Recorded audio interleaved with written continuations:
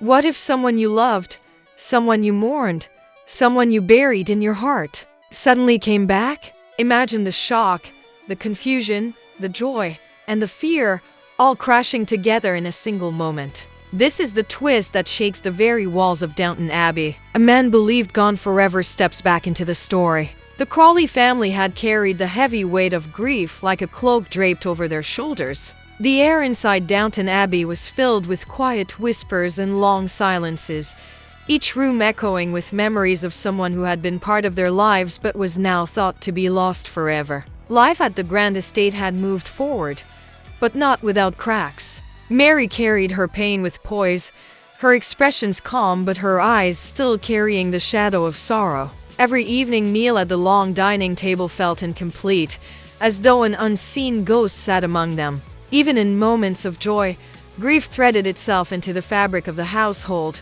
reminding everyone of what was missing. Outside the estate, the world too was changing. The First World War had left scars, reshaping lives and destinies, and Downton was not immune to the winds of history. The Crawleys had already faced loss, tragedy, and the kind of heartbreak that reshaped entire futures. This return, unthinkable, impossible, would strike like lightning in a storm they thought had already passed. The quiet of their days had turned into a fragile balance. Some sought comfort in routine, Carson polishing silver with his usual sternness, Mrs. Hughes holding the house together with her calm voice of reason, and the younger staff distracted by whispers of love and gossip below stairs. Above, in the drawing rooms, the Crawleys tried to preserve dignity while masking wounds that never fully healed. But beneath every smile, behind every polite conversation, there lived an unspoken truth. They all felt the hole left by the one they had lost. It is in this setting of sorrow disguised as civility that the story of the return begins. The estate, with its grand windows and sprawling grounds, seemed to hold its breath. Life at Downton Abbey was never free of drama, but what was about to happen would test not only the Crawleys' emotions but also their sense of what was possible. Because when someone comes back from the dead, it is not just about survival, it is about the unraveling of everything you thought you knew. The stage was set. The family moved through their days believing that life was once again stable, that grief had been absorbed and life must continue. But fate was waiting. A single knock at the door, a single shadow on the path, could undo it all. The evening had been ordinary, quiet even, as if the house itself had settled into the rhythm of grief. Downton Abbey glowed softly in the dusk, lanterns lit along the long drive, carriages and motors gone for the night. Inside, conversations at dinner were polite but shallow echoes of words spoken to fill silence rather than to truly be heard. And then it happened. A figure appeared at the gates. At first, it was nothing unusual. The staff were used to unexpected visitors, a messenger, a traveler in need of direction. But the way this man walked, slow yet certain, made heads turn. His coat, worn and dusted with the miles of a long journey, trailed behind him. His face was partly hidden by the shadow of his hat. He paused at the threshold as though gathering courage, as if each step carried the weight of 100 untold stories. The first to see him was a footman, who froze mid-step, the tray of dishes trembling in his hands. His eyes widened, and for a moment he thought the dim light was playing tricks. But no, it was him. The man believed gone. The man they had wept for. Breathless, the footman could not even call out. He simply stared, pale and unmoving, until another servant followed his gaze and gasped aloud. The sound traveled quickly, like fire catching dry wood. Whispers, gasps, hurried footsteps. The house seemed to quake with the news before the truth had even entered its doors. When the Crawleys were finally told, they did not believe it. Mary was the first to demand proof, her voice sharp, trembling at the edges. She refused to be toyed with by rumor or mistake. But as she walked into the grand hall, her steps slow and careful, she saw him, her breath caught in her throat, the world seeming to tilt beneath her feet. She clutched the edge of the wooden rail, her heart beating so hard she thought it might echo through the room. The man she thought gone forever, the one whose memory she had cradled in mourning, stood before her in flesh and blood. Tears welled in her eyes, but she did not move closer. Part of her wanted to run, to collapse into his arms. Another part wanted to scream, to demand answers, to demand the impossible explanation. Behind her, the rest of the family began to gather, one by one. Lord Grantham's face turned white. Lady Edith's lips parted, but no words came out, and even the Dowager Countess, known for her cutting wit and unshakable composure, stood frozen, her eyes narrowing as if trying to pierce through an illusion. The man spoke only one sentence, his voice rough, low, but undeniable. It was a voice they knew, a voice that lived in memory and sorrow. "I've come home." With those words, time itself seemed to stop inside Downton Abbey. 1,000 questions hung unspoken. How was this possible? Where had he been? Why had he stayed silent? And perhaps the darkest question of all, was he truly the man they remembered, or a stranger wearing the face of the dead? Their return was not a celebration. It was a storm breaking through the walls of the estate, shaking every soul within it. Joy battled with fear, disbelief tangled with longing. And in that haunting moment, the Crawleys understood that nothing in their lives would ever be the same again. The return should have brought comfort, a sense of miracle, but instead it tore the Abbey in two.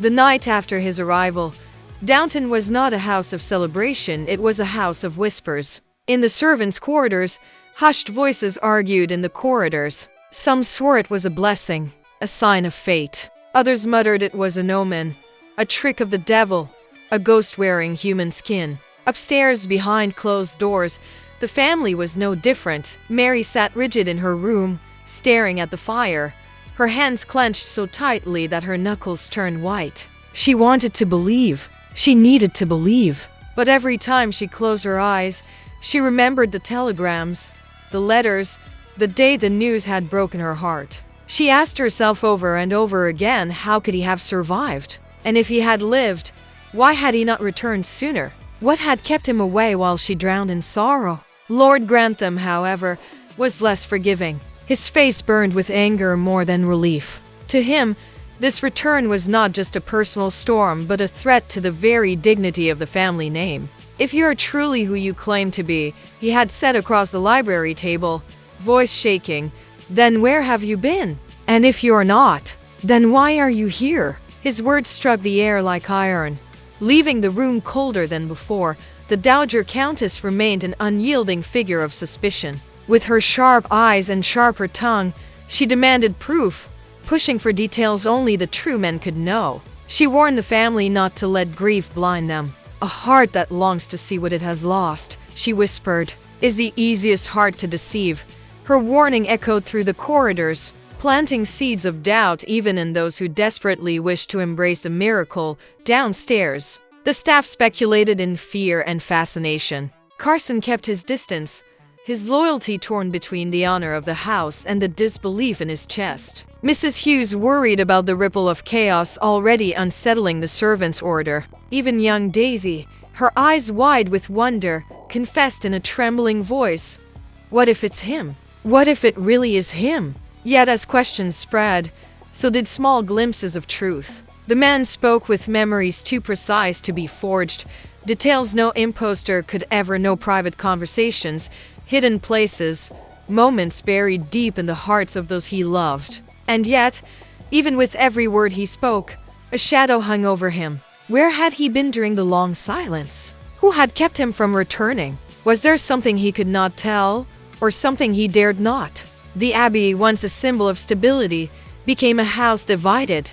Hope wrestled with suspicion, and love clashed with loyalty. Every glance carried doubt, every silence carried weight. It was no longer simply the return of a man, it was the beginning of a trial. A test of faith, truth, and the strength of family bonds, for in every corner of the estate, one unspoken question lingered: when the dead come back, do they ever return as the same person they once were? The night of truth arrived not with ceremony, but with storm. Rain hammered against the windows of Downton, and thunder rolled across the sky as if the heavens themselves were preparing for judgment. The great hall flickered in candlelight, casting long shadows across the portraits of ancestors who seemed to watch in silence. It was here that the Crawleys gathered, drawn by a need none of them could escape.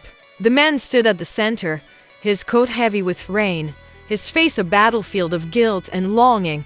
Mary's voice broke the silence first. It trembled, not from weakness but from the sheer force of pain behind it. "Why?" Just that one word carried like a blade. "Why did you leave us to believe you were gone? Why let me grieve as though my life had ended too?" Her tears glistened in the candlelight, but her eyes burned with fury. He turned toward her, his voice rough and worn from the years. "Because I had no choice. To return then would have endangered you, endangered all of this."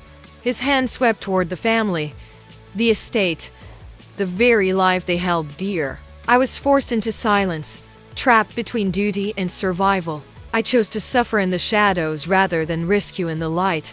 Lord Grantham slammed his hand against the table, his anger echoing through the hall. "Duty? Silence? What duty excuses abandoning your family? What honor exists in letting your name be mourned while you walked free?" His fury was not only about betrayal, it was about the pride of the Crawley name, about the dignity of the house. But it was the Dowager Countess who cut through the storm with words sharper than thunder. "We stand here weighing the living against the dead. If you are truly who you claim, then you must give us more than words. You must give us your truth. Without it, you are a ghost to us still."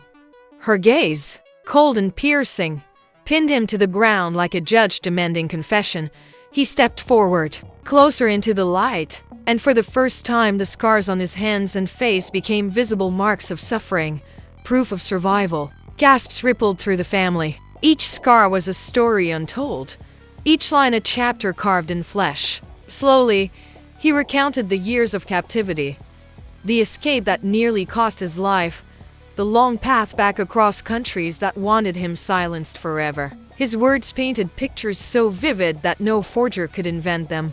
Mary collapsed into a chair, her strength finally breaking. The anger drained from her face, replaced by grief that now carried the taste of relief. Edith, long in her sister's shadow, whispered through tears, "It truly is him." Even Lord Grantham, though unyielding, faltered in his certainty as truth settled into the cracks of his disbelief. And yet, the revelation did not bring peace. It brought choice. For though the man had returned, he was no longer the same. His years away had hardened him, reshaped him. The Crawleys were faced with a haunting reality. To embrace him meant to embrace a stranger who wore the face of their beloved. To reject him was to bury him twice.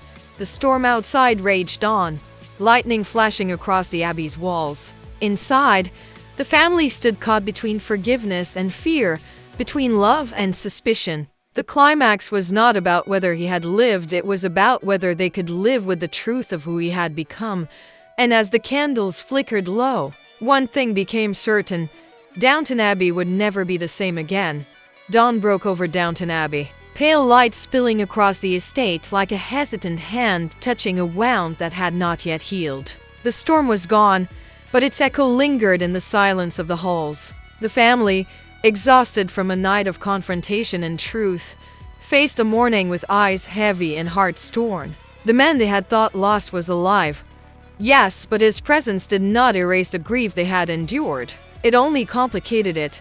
Mary stood by the window, her reflection merging with the glass as she watched the ground stretch into the mist. She had spent years shaping her life around loss, her love immortalized in memory. Now that memory had flesh and breath again, but it was changed, he was changed. Could she still love him as he was, or would she forever love only the man she remembered? Her silence spoke volumes. Lord Grantham carried himself with his usual sternness, yet his voice lacked its usual weight. He knew that tradition and dignity demanded order, but how could one impose order on a miracle? He worried for the name of Crawley, for the estate, for whispers that would surely spread beyond these walls. But beneath it all, he felt something he rarely admitted: fear. Fear of the unknown, of what this return truly meant for the future of his family.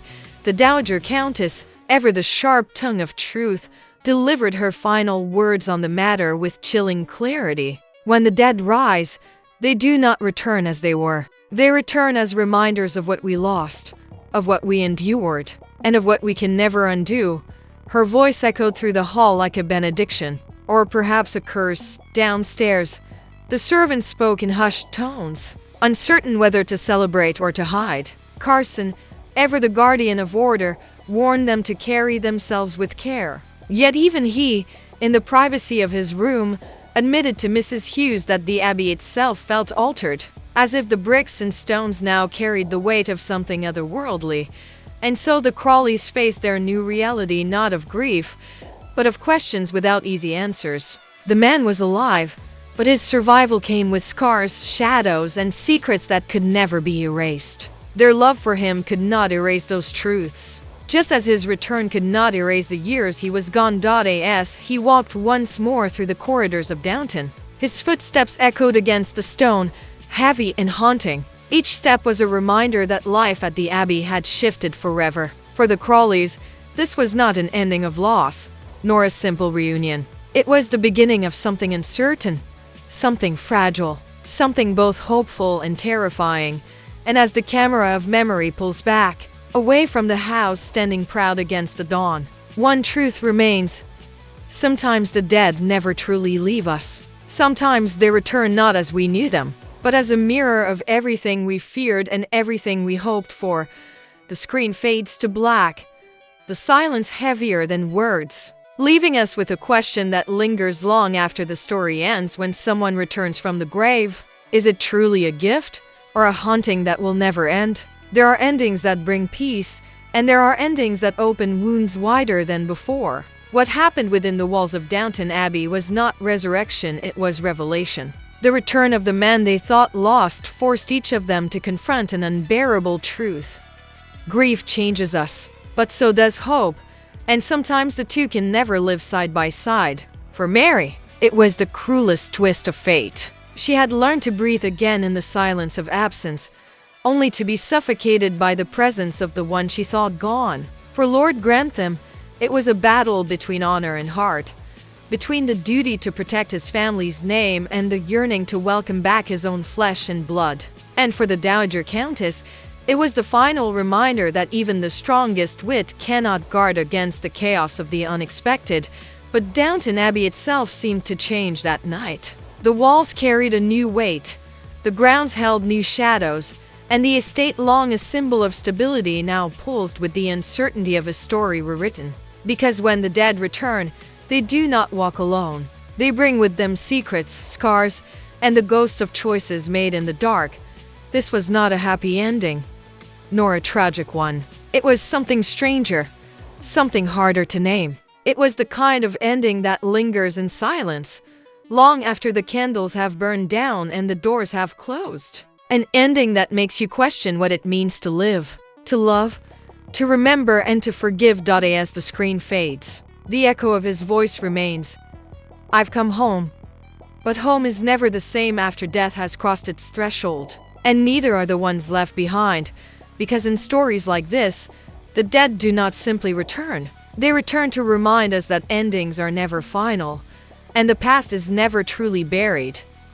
The story of his return was not about miracles, nor about joy. It was about the fragile line between life and memory, between love and loss. The Crawleys discovered that when someone comes back from the dead, they do not restore the past, they rewrite it. Every scar he carried, every silence he held, was proof that death is not the only thing that changes us. Survival does too. Downton Abbey stood tall against the horizon, its windows glowing like watchful eyes, its walls echoing with secrets too heavy to ever be spoken aloud. For the family within, this was not an ending but a beginning carved from shadows, from unanswered questions, from truths that would linger long after the final candle burned out. And so, as the curtains close on season 3, we are left with a single, unsettling truth.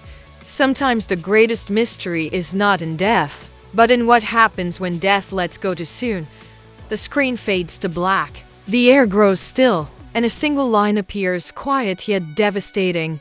When the dead return, they never come back alone.